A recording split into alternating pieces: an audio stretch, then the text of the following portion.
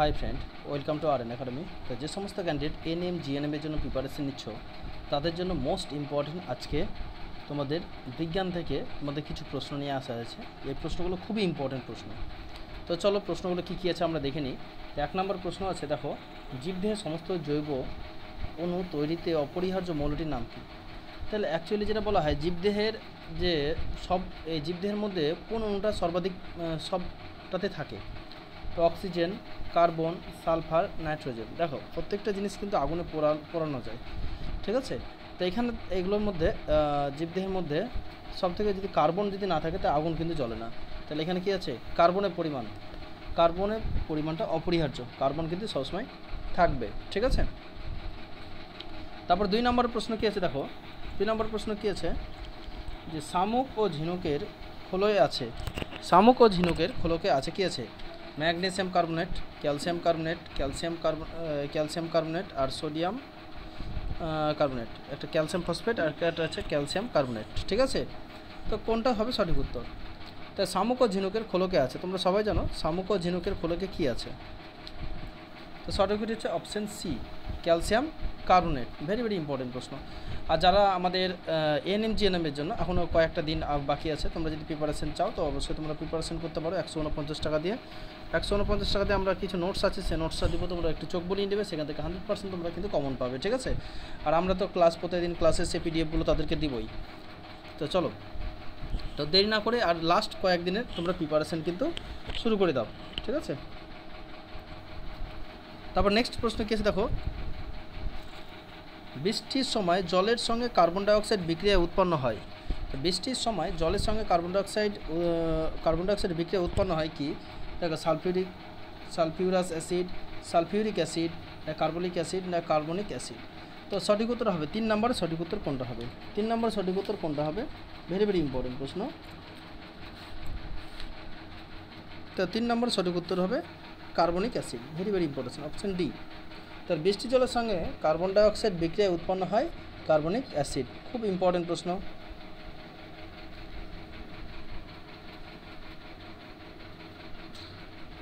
তারপর নেক্সট প্রশ্ন কী আছে? দেখো,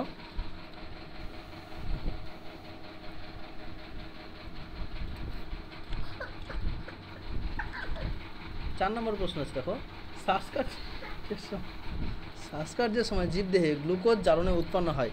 শ্বাসকার্যের সময় জীবদেহে গ্লুকোজ জারণে উৎপন্ন হয় কি? খুব ইম্পর্টেন্ট প্রশ্ন। Carbon monoxide, carbon dioxide, sulphur dioxide না অপশান ডি হচ্ছে নাইট্রোজেন ডাইঅক্সাইড, ঠিক আছে? তো সঠিক উত্তর কোনটা হবে? তাহলে এখানে দেখো 4টে অপশানের মধ্যে সঠিক উত্তর কোনটা হবে?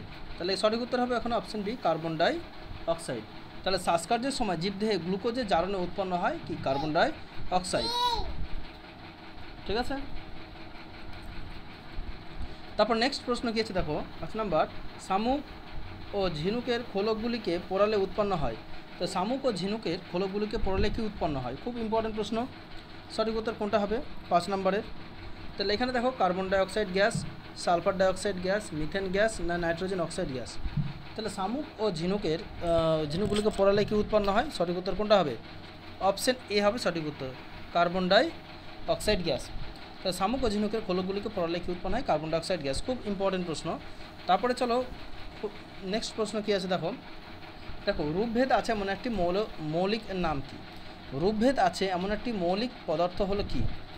Carbon, chlorine, bromine, calcium.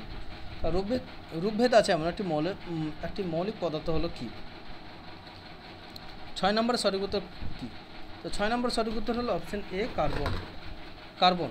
তো রূপভেদ আছে এমন একটি মৌলিক পদার্থের নাম হচ্ছে কে? কার্বন। ভেরি ভেরি ইম্পর্টেন্ট প্রশ্ন। 7 নম্বরের প্রশ্ন কী আছে? দেখো, কার্বনের একটি রূপভেদ হলো। তাহলে কার্বনের একটি রূপভেদ কি? রোম্বিক সালফার, ওজোন, গ্রাফাইট না কয়লা। তাহলে কার্বনের একটি রূপভেদ হলো কি? রোম্বিক সালফার, ওজোন, গ্রাফাইট, কয়লা। 7 নম্বর সঠিক উত্তর কোনটা হবে? Option C, graphite. তো কার্বনের একটি রূপভেদ হলো কি? গ্রাফাইট। ভেরি ভেরি ইম্পর্টেন্ট প্রশ্ন। তাহলে কার্বনের একটি রূপভেদ হলো গ্রাফাইট।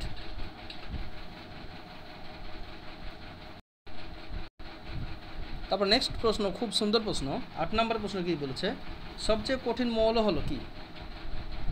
এরকম টাইপের প্রশ্ন তোমাদের একটা ছিল কিন্তু এবার। তো সবচেয়ে কঠিন মৌল হলো গ্রাফাইট, কার্বন, গ্যাস কার্বন, হিরে না কোক? সবচেয়ে কঠিন মৌল কোনটি? তা সবচেয়ে কঠিন মৌল কোনটি? সঠিক উত্তর কোনটা হবে?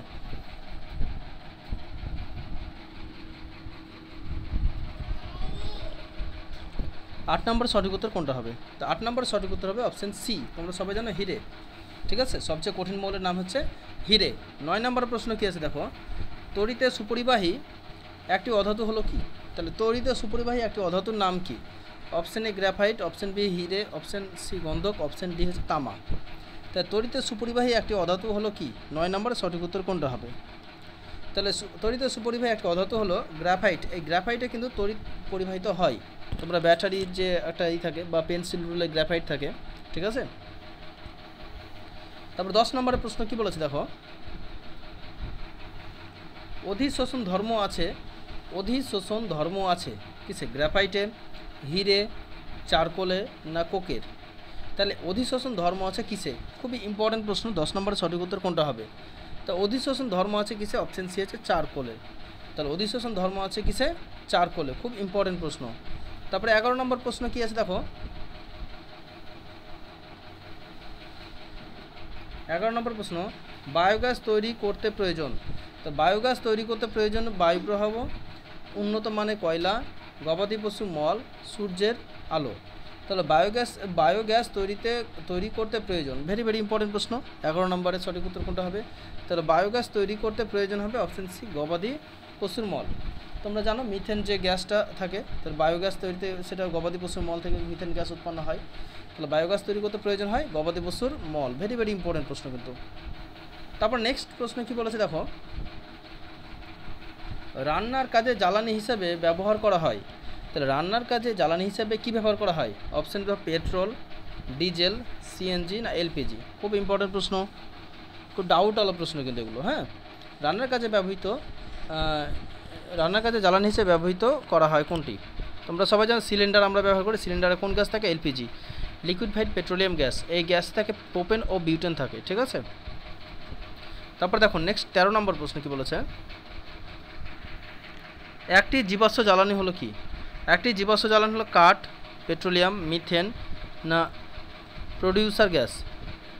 তাহলে একটি জীবাশ্ম জ্বালানি কোনটি? 13 নম্বর সঠিক উত্তর কোনটা হলো? 13 নম্বর সঠিক উত্তর হলো অপশান বি পেট্রোল, ঠিক আছে। তো একটি জীবাশ্ম জ্বালানি হলো কি? পেট্রোল। ভেরি ভেরি ইম্পর্টেন্ট প্রশ্ন, একটি জীবাশ্ম জ্বালানি হলো পেট্রোল। খুবই সুন্দর প্রশ্ন। তারপর নেক্সট খুব সুন্দর প্রশ্ন আছে, কি আছে দেখো, শুষ্ক বরফ তৈরি করা হয়। খুব ইম্পর্টেন্ট প্রশ্ন, শুষ্ক বরফ কী থেকে তৈরি করা হয়? জল থেকে, অক্সিজেন থেকে, বায়ু থেকে না কার্বন ডাইঅক্সাইড গ্যাস থেকে? সঠিক উত্তর কোনটা হবে 14 নম্বরে? তা শুষ্ক বরফ তৈরি করা হয়। খুব সুন্দর প্রশ্ন। তাহলে এখানে সঠিক উত্তর হবে অপশান ডি হবে সঠিক উত্তর, কার্বন ডাইঅক্সাইড থেকে, ঠিক আছে। অপশান ডি হবে সঠিক উত্তর, যে শুষ্ক বরফ তৈরি হয় কী থেকে? কার্বন ডাইঅক্সাইড থেকে। তো তোমাদের প্রশ্নগুলো কেমন লাগলো অবশ্যই তোমরা কমেন্ট সেকশনে লিখবে। আমরা কিন্তু নেক্সট আরও ভিডিও নিয়ে আসবো এরকম তোমার ইম্পর্টেন্ট প্রশ্ন। আশা করি যে আমরা যে প্রশ্নগুলো দেবো এখান থেকে তোমাদের 100% কমন পাবে। আর আমরা নেক্সট ভিডিওতে আরও প্রশ্ন আপলোড করবো, আরও অনেক প্রশ্ন আছে, সেগুলো তোমরা নেক্সট ভিডিওর জন্য চ্যানেলটিকে সাবস্ক্রাইব করে রাখবে। তো আজকের ভিডিওটা এই পর্যন্তই, ধন্যবাদ।